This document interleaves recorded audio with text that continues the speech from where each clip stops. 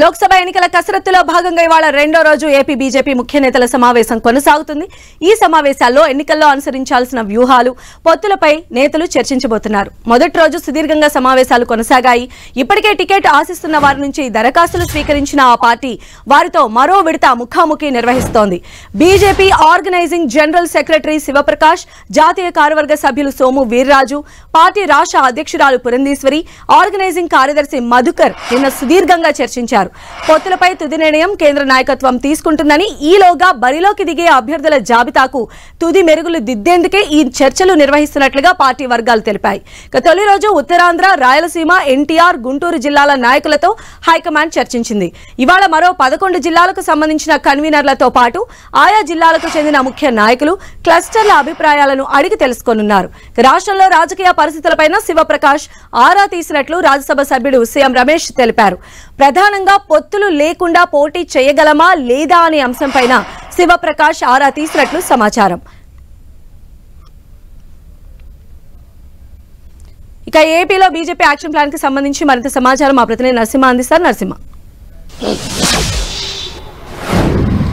పొత్తులపై clarity ఇచ్చే దిశగా BJP కీలక సమావేశాలు నిర్వహిస్తుంది. నిన్న 14 పార్లమెంటు నియోజకవర్గాలకు సంబంధించి బీజేపీ జాతీయ సహ సంఘటన కార్యదర్శి శివప్రకాష్ ముఖాముఖి నిర్వహించారు. అయితే రాయలసీమ, ఉత్తరాంధ్రతో పాటు ఎన్టీఆర్ జిల్లా, గుంటూరు జిల్లా నేతలతో పొత్తులతో మాట్లాడిన నేపథ్యంలో కూడా భిన్నాభిప్రాయాలు వ్యక్తమైనట్లు కూడా మనకైతే సమాచారం అందుతుంది. ప్రధానంగా మొదటగా వాళ్ళతో ఇంటరాక్షన్ సందర్భంలో కూడా నియోజకవర్గాల్లో ఉన్నటువంటి పరిస్థితి ఏంటి, జిల్లాల్లో నెలకొన్నటువంటి తాజా రాజకీయ పరిస్థితులతో పాటు అక్కడ మన బలాబలగాలు ఏ విధంగా ఉన్నాయి, ఆర్థిక పరిస్థితులు పోటీ చేసే అభ్యర్థుల లిస్టు కూడా సేకరించడం జరిగింది. మరోవైపు పొత్తులో ఉంటే కనుక ఏ విధమైనటువంటి అభ్యర్థులు ఉన్నారు, ఎంతమంది అభ్యర్థులు ఉన్నారు, వారి పరిస్థితి ఏంటనేది కూడా పూర్తిగా వాకప్ చేసినటువంటి పరిస్థితి. ఈ నేపథ్యంలోనే కొంతమంది నేతలు కూడా పొత్తులపై మాట్లాడిన సందర్భంలో కూడా భిన్నాభిప్రాయాలు అయితే వ్యక్తం చేయడం జరిగింది. పొత్తులతో వెళ్తే కనుక ఖచ్చితంగా కొన్ని సీట్లైనా సాధించగలుగుతాం, లేకపోతే కనుక సీట్లు సాధించలేని పరిస్థితి ప్రస్తుతం ఏపీలో నెలకొందంటూ కూడా శివప్రకాష్ వద్ద ప్రస్తావించినట్లుగా కూడా తెలుసు. మరోవైపు శివప్రకాష్ కూడా వారితో నేరుగా పొత్తులతో ఉంటే ఏ విధంగా వెళ్తాము, పొత్తులతో లేకపోతే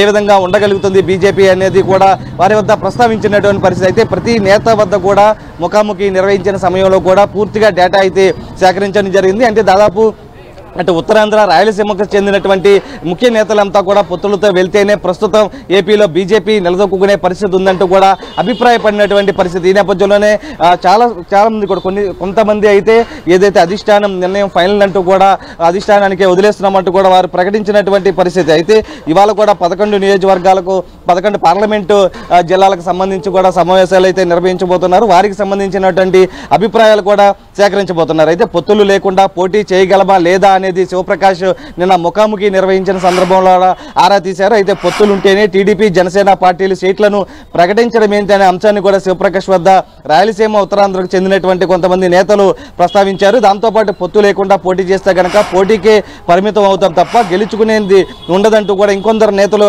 అభిప్రాయపడడం కూడా జరిగింది. అయితే పొత్తుల విషయంలో జాప్యం చేయకుండా క్లారిటీ ఇస్తే బాగుంటుందని కూడా ఇప్పటికే కొంతమంది నేతలు శివప్రకాష్ వద్ద ప్రస్తావించడం జరిగింది. ఎందుకంటే ఇప్పటికే అటు వైసీపీ, టీడీపీ, జనసేన ఇప్పటికే సీట్లను ప్రకటిస్తుంది. ఆ నియోజకవర్గాల్లో మొత్తం బలంగా వెళ్తున్నటువంటి పరిస్థితి నేపథ్యంలో బీజేపీ కూడా ఒకవేళ పొత్తులో ఉంటే కనుక ఒక రకంగా ఉంటుంది, పొత్తులు లేకుండా కనుక 175 అసెంబ్లీకి సంబంధించి 25 పార్లమెంటుకి సంబంధించి వెళ్లాల్సి వస్తుంది. కాబట్టి ముందుగా సీట్లను ప్రకటిస్తే నియోజకవర్గాల్లో ఇప్పటికే ప్రజల్లోకి వెళ్తామంటూ కూడా చెబుతున్నటువంటి పరిస్థితి. ఈ నేపథ్యంలో శివప్రకాష్ కూడా వారికి ఒకటే చెప్పడం జరిగింది, 3-4 రోజుల్లోనే పొత్తులపై క్లారిటీ వస్తుందంటూ కూడా వారి ముందు ప్రస్తావించినట్లు కూడా మనకైతే సమాచారం ఉంది. అయితే గతకంతకాలంగా ఏదైతే ఇటీవల నెల రోజుల క్రితం ఏదైతే 175 అసెంబ్లీకి సంబంధించి 25 పార్లమెంటుకి సంబంధించి పోటీ చేసే ఆశావాహులు అప్లికేషన్స్ ఇవ్వాల్సిందని చెప్పిన నేపథ్యంలో దాదాపు ఎంపీఐకి సంబంధించి 500 పైగా అప్లికేషన్లు వచ్చినటువంటి పరిస్థితి. దాంతోపాటు 175 అసెంబ్లీకి సంబంధించి దాదాపు 3,000కు పైగా అప్లికేషన్స్ వచ్చినటువంటి పరిస్థితి. ఇవన్నీ ఇప్పటికే స్క్రూటినీ చేయడం కూడా జరిగింది,